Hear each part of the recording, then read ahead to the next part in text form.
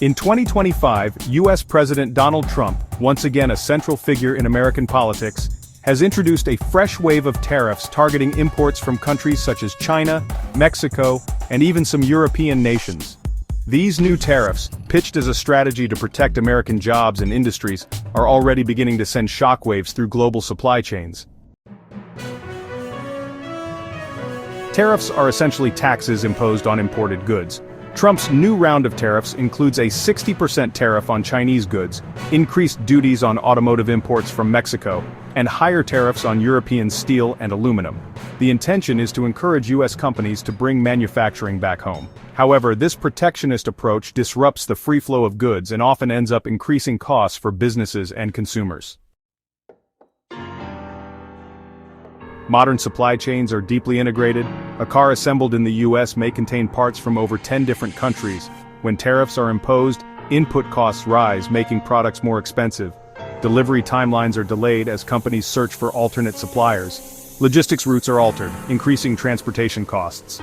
As a result, companies across Asia, Latin America, and even Europe are being forced to rethink their sourcing strategies and production models. China, as the primary target, Chinese exporters are facing major losses, especially in electronics, machinery, and textiles. Mexico, many US companies moved operations to Mexico to lower costs. New tariffs now threaten that cost advantage. Germany and EU states, exporters of steel, automotive parts, and machinery are seeing reduced US demand due to price hikes caused by tariffs. The effects don't stop with bilateral trade. They spread through the system. Retail prices increase in the United States, putting pressure on consumers. Emerging markets like Vietnam and India may gain from companies seeking alternatives to China. Developing economies dependent on exports may experience reduced demand. Small and medium-sized businesses around the world, including in countries like Pakistan, Bangladesh, and Kenya, also face uncertainty as global orders fluctuate. Major corporations are taking drastic steps. They're diversifying suppliers away from China and relocating factories to countries outside the tariff zone like Vietnam, India, and Mexico. On top of that, they're investing in automation to cut labor costs in developed countries. This transition isn't smooth. It leads to temporary job losses, reduced profitability, and, well, a bit of investment hesitation. Trump's new tariff strategy reflects a growing global trend toward economic nationalism and protectionism.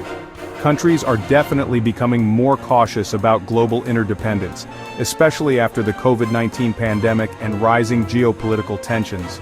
However, this poses a challenge to the very foundation of global trade comparative advantage and efficiency.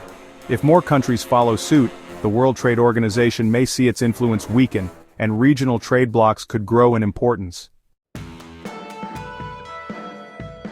The world is entering a new phase where supply chain resilience becomes more important than just low cost. Decentralized production is starting to replace those centralized megafactories, and politics is influencing economics more than ever before.